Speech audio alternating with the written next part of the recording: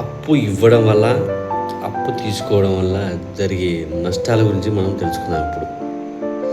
అప్పు అనేది ఎంత ప్రాబ్లమో, ఎంత ప్రమాదమో దాని గురించి మనం తెలుసుకొని మాట్లాడుకుందాం. నువ్వు అప్పు ఎవరికైతే ఇస్తావో, డబ్బుని అవసరానికి ఎవరికైనా అడిగినప్పుడు ఇస్తావో, అప్పుడు నువ్వు మంచి మిత్రుడు, మంచి స్నేహితుడు. కానీ ఆ అప్పు ఇయ్యలేని, ఆ తిరిగి ఇవ్వలేని వ్యక్తి తర్వాత నీకు అతిపెద్ద శత్రువుగా మారతాడు.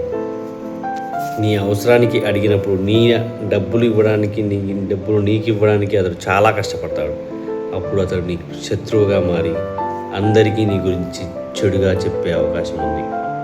ఈ కాలంలో కోట్లు సంపాదించిన వాడికంటే అప్పు లేని వాడే నిజమైన మనిషి.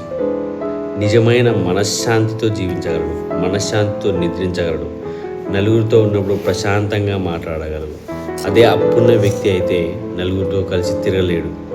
కోట్లు సంపాదించడం కంటే మనశ్శాంతిగా నిద్రపోవడం ఈ కాలంలో ఎంతో మంచిది. కోట్లు సంపాదించి హార్ట్ అటాక్ తోటి, రోగాలతోటి ఆరోగ్యాన్ని కోల్పోవడం కంటే ఏం లేకుండా మనశ్శాంతితో ప్రశాంతంగా నిద్రపోవడము అది కోటీశ్వరుని లక్షణము. ఈ కాలంలో ఎవ్వరిని నమ్మకూడదు. సొంత మిత్రువు అయినా సరే, పక్కన ఎప్పుడు తిరుగుతున్న మన ఫ్రెండ్ అయినా సరే, వాళ్ళకి సహాయం చేయడం అనేది తక్కువ మోతాదు అయితే ఏం కాదు, ఎక్కువ మోతాదులో సహాయం చేయడం అనేది అతడు నీకు తిరిగి చెల్లించలేడు. నువ్వు పెద్ద శత్రువుగా మారతాడు. అతడు నీ ఆర్థిక పరిస్థితిని మొత్తం దెబ్బతీసేలా మారతాడు. కుటుంబంలో కలహాలను నేర్పించేది నీ యొక్క సొంత మిత్రువే కావచ్చు. కాబట్టి ఆర్థిక సలహా ఎవ్వరికి, ఆర్థిక సహాయం ఎవ్వరికి చేయకు, అతిగా చేయకు. నీ ఇంట్లో వాళ్ళకి తెలియకుండా నీ వ్యక్తికి చేసావంటే నీవు మనశ్శాంతిని కోల్పోయి నీ భార్యతోటి, నీ పిల్లలతోటి నువ్వు మనస్పర్ధలు వచ్చే అవకాశం ఉంది. అప్పు పెరిగే కొద్దీ మనిషిలో ఆత్మవిశ్వాసం తగ్గి ఇతరుల ముందు తలకాయ ఉంచుకొని జీవించేలా చేస్తుంది.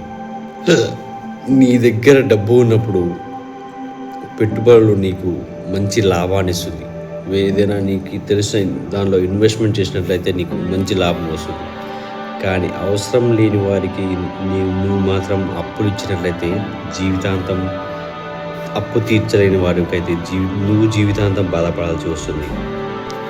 ఒకవేళ మీరు అప్పు ఇవ్వాలనుకుంటే ఒక మనసులో ఒకటి గుర్తుపెట్టుకోండి. అప్పు ఇచ్చి నాకు రాకున్నా పర్వాలేదు, వేరే వ్యక్తితో నాకు సంబంధం లేదు, అప్పు తిరిగి అవసరం లేదు, నేను దానం ఇచ్చేసాను అనుకున్నప్పుడు మాత్రమే అప్పు చేయాలి. తిరిగి మళ్ళీ అప్పు తీసుకోవాలనుకుంటే మాత్రం అది మీ కళ మాత్రమే, మీ యొక్క మనశ్శాంతిని కోల్పోయే కళ మాత్రమే. గుర్తుపెట్టుకోండి. అతిగా అప్పు ఇవ్వకు, అతిగా అప్పు తెచ్చుకోకు. ఏది రెండిలో చాలా ప్రమాదం, రెండు కూడా చాలా ప్రమాదం. అతిగా అప్పు తెచ్చుకున్నా సరే నీకు సమాజంలో గౌరవాన్ని మొత్తం పూర్తిగా తొలిచివేస్తుంది. అప్పు అనేది, డబ్బు అనేది సమాజాన్ని సర్వనాశనం చేస్తుంది. గుర్తుపెట్టుకో మిత్రమా.